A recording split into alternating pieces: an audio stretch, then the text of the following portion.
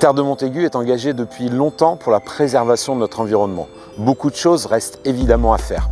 C'est tout l'objet et tout le sens du plan climat avec ses 39 actions précises et concrètes pour la mobilité, l'énergie, la biodiversité et l'aménagement du territoire.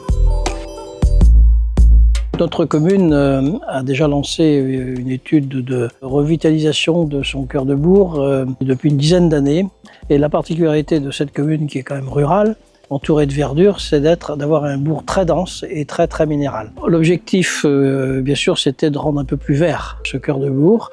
C'est la raison pour laquelle nous avons supprimé à peu près 2000 m² de bitume pour mettre du vert à la place, avec une évacuation des eaux pluviales avec des noues.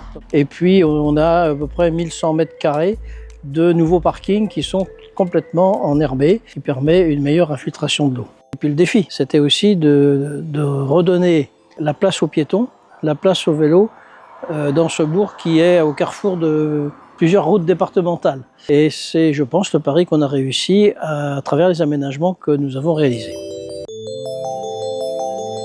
Le projet de la végétalisation des cours d'école a été lancé en 2022 en participatif avec les parents, les instituteurs, les animateurs du pôle enfance, les enfants bien sûr, pour pouvoir imaginer un lieu végétalisé où ils peuvent retrouver bien sûr de la fraîcheur. Ça a été fait pendant l'été 2025 avec des nouvelles plantations, des jeux en bois, puis des jeux plus on va dire plus rythmés sur la cour des grands avec du basket, du foot, mais en gardant aussi des espaces enherbés pour pouvoir s'asseoir et discuter entre enfants. On a choisi des essences locales et puis on a aussi acté beaucoup plus de paillage que de gravillon. On a enlevé bien sûr le bitume pour donner ce côté environnemental qu'on voulait retrouver dans nos cours d'école sur Cugand.